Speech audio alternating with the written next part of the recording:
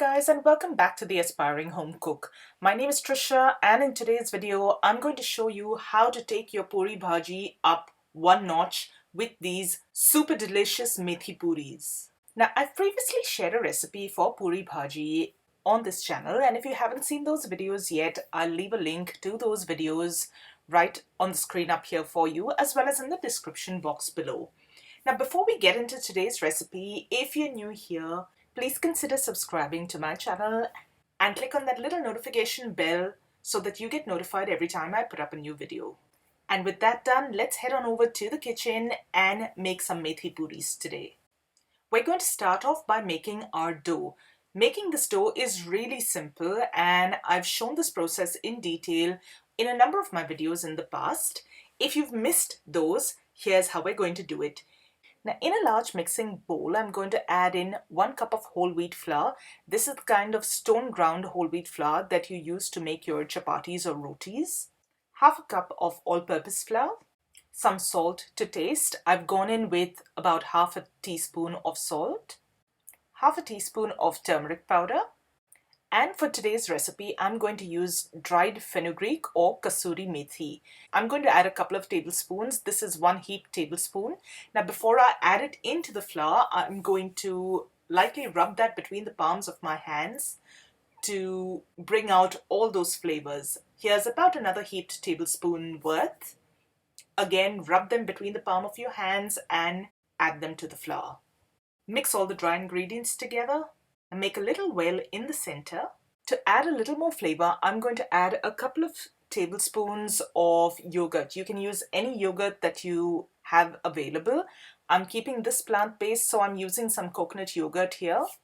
Start by mixing up that yogurt into the flour, and using some water at room temperature, we're going to bring all of this flour together to form a nice, smooth, soft, pliable dough.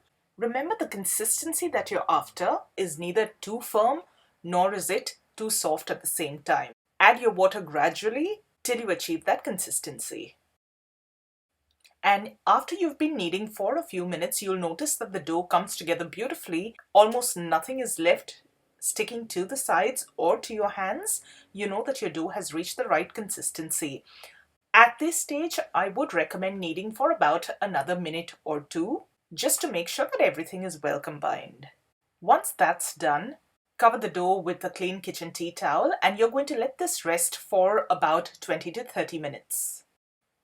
My dough has been resting for about 20 minutes now, and I'm going to start by preheating a little oil to deep fry my puris. To one side, I've just got a cookie tray that's been lined with some kitchen paper. This is to help absorb any excess oil from the fried puris. We're going to wait for this oil to get nice and hot before we can start frying our puris. While that oil is heating up, we'll go ahead and portion our dough. Now that this dough has rested, you can see and you will notice that it has softened, the gluten has relaxed, and it's a much easier dough to work with. I'm going to break this into little portions. Portion size will depend on how large or how small you'd like your puris to be. One thing to keep in mind here is when you're rolling your puris out, they shouldn't be too thin. Puris that are too thin will not really puff up. You need these to be slightly on the thicker side so that they can develop a nice pocket of air while they're frying. Once that's done, I'm just going to roll these between the palms of my hand and smoothen them out so that they're ready for the next stage. And by now, our oil should have nicely preheated. I'm just going to break off a tiny little piece of that dough to check and see if that oil is hot enough for us. Keep the rest of the portions covered while you work on one portion at a time. Carefully drop that piece of dough into the oil.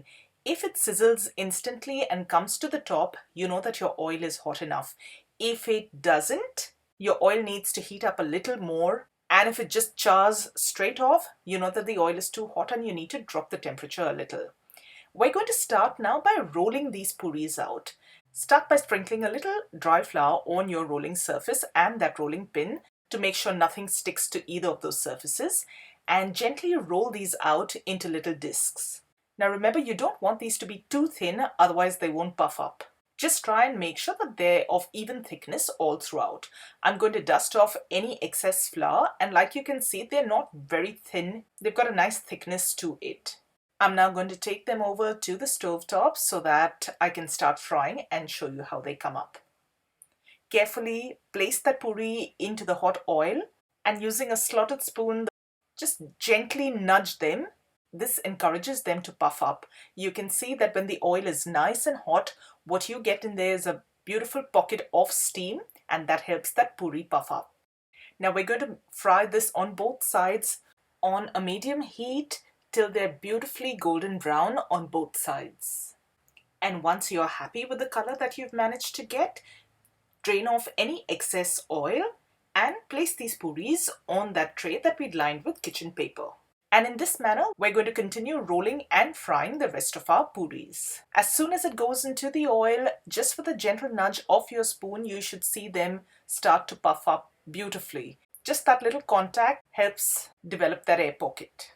And sometimes, like you've seen in this case, you don't have to do anything at all. It just puffs up really well. Once they're all fried up, you should be left with a beautiful batch of these methi puris. And just have a look at how they've turned out. They've puffed up beautifully. They've got a nice little golden glow from that turmeric powder as well as from the frying. And I'm just going to break into one and show you what it looks like on the inside. Everything's cooked all the way through. Now these puris, you can serve them with a number of dishes, but when they're hot, they're so tasty even on their own. And as a little cook's treat, I'm going to enjoy one nice and hot just by itself. For our meal today, I'm serving this up with some stir-fried potatoes or an aloo bhaji and some chana masala or curried chickpeas. So guys, that's it. That's my methi puri recipe for you. I hope you enjoyed today's video. If you did, don't forget to give it a thumbs up and share it with family and friends that you think might enjoy it too. Thank you so much for joining me today. I'm going to see you really soon with another delicious recipe. So till then, take care. Bye.